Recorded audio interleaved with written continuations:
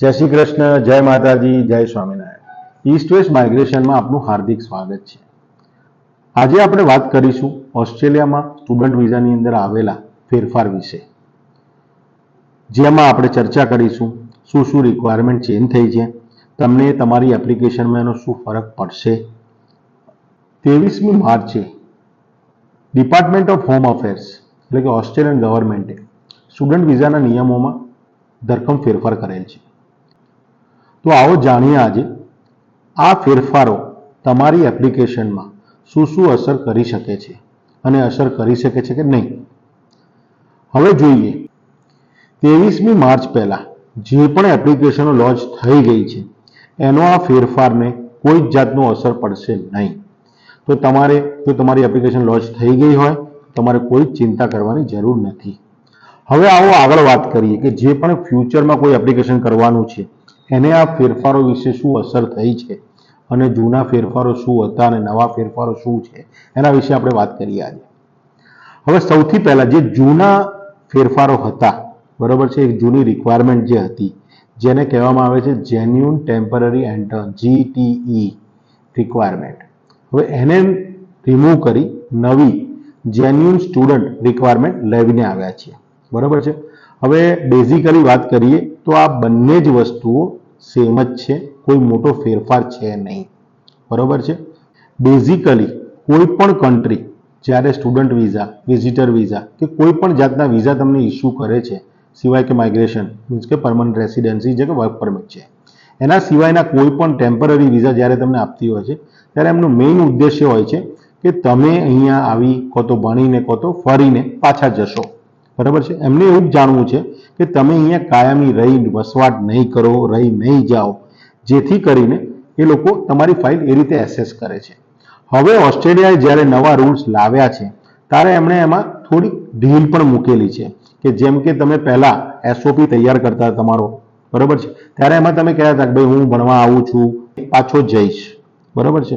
હવે જ્યારે એમણે એવું કીધું છે નવા રૂલ્સ પ્રમાણે કે તમે અમને જણાવી શકો છો કે ભાઈ હું ભણ્યા પછી કે મારું જ્યારે એજ્યુકેશન પૂરું થશે તો હું સાથે સાથે વર્ક પરમિટ પણ એપ્લાય કરી અહીંયા આગળ વર્ક એક્સપિરિયન્સ લઈશ, તો એમણે એવી છૂટછાટ મૂકેલી છે।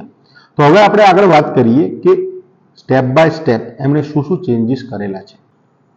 નવા રૂલ્સ પ્રમાણે સ્ટુડન્ટે જણાવવાનું છે કે એનું પહેલાંનું જે એજ્યુકેશન છે એ શું હતું, એમાં એને કઈ જગ્યાએથી અભ્યાસ કરેલો છે, એના પર્સન્ટેજ કેટલા આવેલા છે, બરાબર છે, અને એણે આ ડિગ્રી જે પાસ કરી છે એનું સર્ટિફિકેટ એને મળેલું છે કે નહીં। સૌથી પહેલી આ ત્રણ વસ્તુ ઉપરથી એ લોકો એસેસ કરી શકે છે કે તમે ક્યાં ભણ્યા છો, કેટલું ભણ્યા છો, તમારે કેટલા પર્સન્ટેજ આવેલા છે, બરાબર છે। એ પછી આવે છે તમારા દેશમાં કે તમારા રાજ્યમાં તમારી શું સિચ્યુએશન છે, તમારી હોમ કન્ટ્રી જેને કહેવામાં આવે છે, બરાબર છે, તમે ત્યાં કેમ નથી ભણતા, તમે આ કોર્સ જે પર્ટિક્યુલર કોર્સ સિલેક્ટ કર્યો છે એ કોર્સ કેમ સિલેક્ટ કર્યો છે, અને સપોઝ કરો કે એ કોર્સ ઇન્ડિયામાં એટલે કે તમારી હોમ કન્ટ્રીમાં એ કોર્સ અવેલેબલ છે તો તમે ત્યાં કેમ ના ભણી અને ઓસ્ટ્રેલિયા કેમ ભણવા જઈ રહ્યા છો, બરાબર છે। તમારી આ એપ્લિકેશન છે એ તમે કઈ રીતે એપ્લાય કરી રહ્યા છો।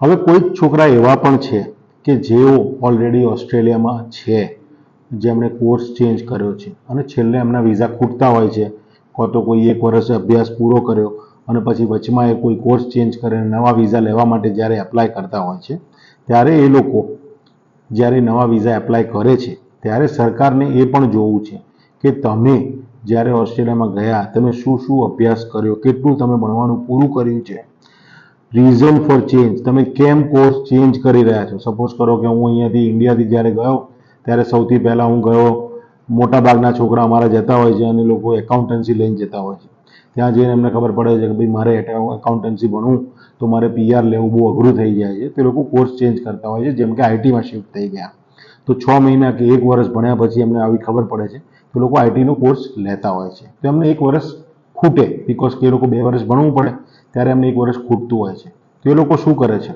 સરકાર એમને એવું જાણવા માંગે છે કે ભાઈ તમે આ કોર્સ કેમ ચેન્જ કરો છો, તમે જે પહેલાં ભણ્યા છો એમાં બરાબર ભણ્યા છો કે નહીં, તમે કમ્પ્લીટ કર્યું છે કે નહીં, જેટલું પણ ભણ્યા છો, સપોઝ કરો મેં 4 યુનિટ લીધા કે 8 યુનિટ લીધા, એ યુનિટ્સ મેં કમ્પ્લીટ કર્યા છે કે નહીં, એમાં તમારો પ્રોગ્રેસ કેવો છે, બરાબર છે, તમે કોમ્પિટન્ટ છો કે નહીં.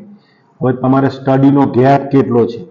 સપોઝ કરો તો મેં પહેલા 4 યુનિટ લીધા, પછી મેં 6 મહિના કે 4 મહિના કે 2 મહિનાની ઉપર કશું કર્યું જ નથી, તો મારો ગેપ વધી ગયો, જે હું મારી સ્ટુડન્ટ વિઝાની કન્ડિશનને બ્રીચ કરું છું. તો સરકાર અને ઇમિગ્રેશનને આ જાણવું છે કે તમે જે આ નવા વિઝા એપ્લાય કરો છો એમાં તમે કોઈ કન્ડિશનને બ્રીચ તો નથી કર્યો ને. હવે જ્યારે તમે સ્ટુડન્ટ વિઝા ઇન્ડિયાથી કે ઓસ્ટ્રેલિયાથી એપ્લાય કરતા હો છો, ત્યારે એમને એ પણ જાણવું છે કે તમારે જો કોઈ સ્ટડીનો 6 મંથ ઉપરનો કોઈ ગેપ હોય, તો તમે કોઈ જગ્યાએ જોબ કરી છે, તો એનું એમ્પ્લોયમેન્ટનું તમારું ટાઇટલ શું હતું, તમે જે એમ્પ્લોયમેન્ટ તમે જે કામ કર્યું છે, જે પણ જોબ કરી છે, એના વિશે એમને જાણવું છે, કયા ફિલ્ડમાં કામ કરી છે, કેટલો ટાઈમ કામ કર્યો છે, તમારી સેલેરી સ્લીપ આવે છે કે નહીં, બેંકની અંદર તમારે સેલેરી આવે છે કે નહીં, તમે એના માટે ટેક્સ રિટર્ન ભરો છો કે નહીં, કઈ પોઝિશન ઉપર તમે જોબ કરી છે. હવે આ વસ્તુ તમે ત્યાં ઓસ્ટ્રેલિયામાં હો કે ઇન્ડિયામાં હો, આ ડિટેલ એમને જાણવી છે, જેથી કરીને તમારી એપ્લિકેશન એસેસ કરતી વખતે એમને ખબર પડે. બીજી વસ્તુ છે, તમે જ્યારે ઓસ્ટ્રેલિયાની અંદર સપોઝ છો, તો એમને એ જાણવું છે કે તમારી સિચ્યુએશન શું છે. કે કોઈ છોકરો સપોઝ કરો કે કોઈ સ્ટુડન્ટ 6 મંથ કમ્પ્લીટ કર્યા છે કે 12 મંથ કમ્પ્લીટ કર્યા છે, ત્યારે એની સિચ્યુએશન ત્યાં શું છે, જે કોર્સ એને નવો લીધો છે, કેમ કે જ્યારે તમે વિઝા એપ્લાય કરો છો તો નવા કોર્સ માટે જ કર્યા હોય, કો તો પછી તમે તમારું સ્ટડી ટાઈમસર પૂરું ના કરી શક્યા હોય તો જ કર્યું હોય. તો એમને એ જાણવું છે કે ભાઈ તમારી સિચ્યુએશન શું છે. તમે ઓસ્ટ્રેલિયાની અંદર સપોઝ છો, તો તમે આ જે કોર્સ લીધો છે, તમારો નવો કોર્સ હોય કે જૂનો કોર્સ તમારો જે બાકી છે, એની અંદર તમારો પ્રોગ્રેસ રિપોર્ટ કેમનો છે, બરાબર છે, તમારું આ ક્વોલિફિકેશન જે પણ તમારું છે, જો કોર્સ બદલતા હોય તો પ્રીવિયસ ક્વોલિફિકેશન શું હતું, અને આ બધું જોઈને તે લોકો એસેસ કરશે તમારી એપ્લિકેશન. હવે જો તમે કોઈ વખત ટ્રાવેલ કર્યું હોય, સપોઝ કરો કે ઘણા સ્ટુડન્ટ એવા આવે છે કે જેમણે સિંગાપુર, મલેશિયા કે કોઈ દુબઈ જઈને આવ્યું છે, કોઈ યુકે જઈને આવ્યું છે, કોઈ વિઝિટર વિઝા પર ઓસ્ટ્રેલિયા ઓલરેડી જઈને આવ્યું છે, કેનેડા જઈને આવ્યું છે, બરાબર છે. તો દે જસ્ટ વોન્ટ ટુ નો કે તમારી ઇમિગ્રેશન હિસ્ટ્રી શું છે, તમે ટ્રાવેલ કર્યું છે કે નહીં. કોઈ છોકરો સપોઝ કરો કે કેનેડામાં વિઝા રિફ્યુઝ થયા છે કે યુએસમાં વિઝા રિફ્યુઝ થયા છે, એની હિસ્ટ્રી એમને જાણવી છે.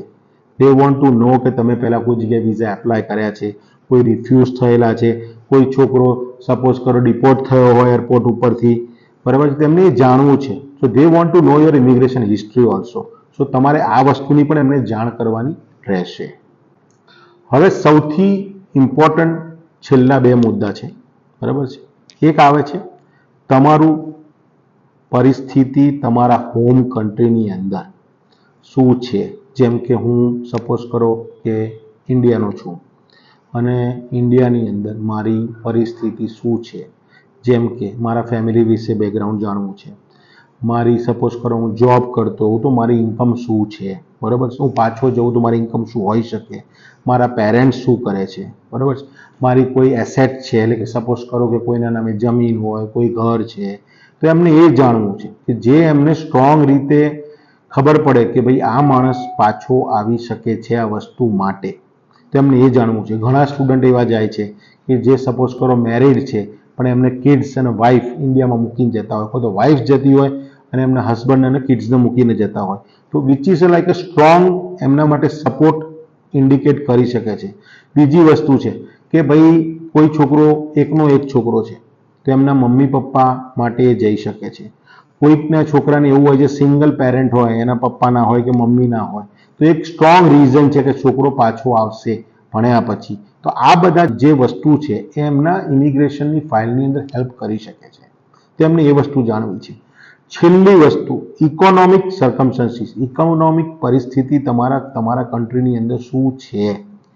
ડોક્યુમેન્ટ તમે બતાવો એવા કે ભાઈ હું ઓલરેડી એપ્લિકેશન કરતા પહેલાં 12 મંથ કે 24 મંથ્સથી અહીંયા આગળ જોબ કરતો હતો, બરાબર છે, મારી ઇન્કમ આ હતી.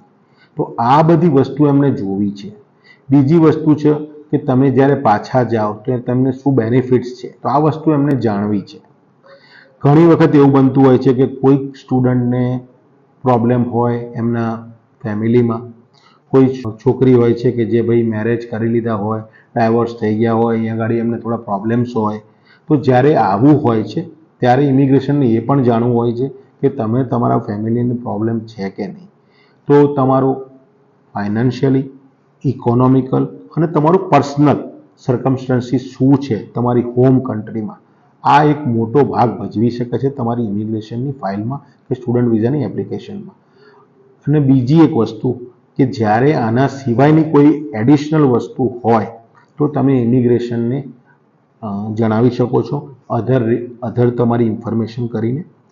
હવે આવે છે અમારી એવી સલાહ છે કે બને ત્યાં સુધી ઇમિગ્રેશનની સામે કોઈ પણ વસ્તુ છુપાવવી નહીં, જેથી કરી તમે ફ્યુચરની અંદર તમારી કોઈ બીજી એપ્લિકેશન કરતા હો ત્યારે પ્રોબ્લેમ થાય નહીં. અને દરેક વ્યક્તિને ખબર છે કે જ્યારે તમે કોઈ વસ્તુ છુપાવો કે જૂઠું બોલો ત્યારે તમારા માટે બહુ અઘરું થઈ જાય છે એને યાદ રાખવું. પણ જ્યારે હું કોઈ વસ્તુ સાચી કહેતો હોઉં તો it's very easy for me to remember, because કે મારે એમાં કશું છુપાવવાનું આવતું જ નથી. તો દરેક વિદ્યાર્થી કે દરેક સ્ટુડન્ટની રિક્વેસ્ટ છે કે બને ત્યાં સુધી ઇમિગ્રેશન હિસ્ટ્રી, તમારી ઇમિગ્રેશનની હિસ્ટ્રી કે તમારું જે પણ બેકગ્રાઉન્ડ છે છુપાવશો નહીં. હવે આ જે તમને ઇન્ફોર્મેશન મેં આપી છે, બરાબર છે, એના વિશે ડિટેલ જાણવું હોય, બરાબર છે, તમારે વધુ માહિતી લેવી હોય તો તમે અમારી ઈસ્ટ વેસ્ટ માઇગ્રેશનની ટીમનો કોન્ટેક્ટ કરી શકો છો. અમે ઓલવેઝ તૈયાર છીએ અને જ્યારે ઈસ્ટ વેસ્ટ માઇગ્રેશન તમારી સાથે છે ત્યારે તમારે કોઈ ટેન્શન કરવાની જરૂર નથી. Thank you.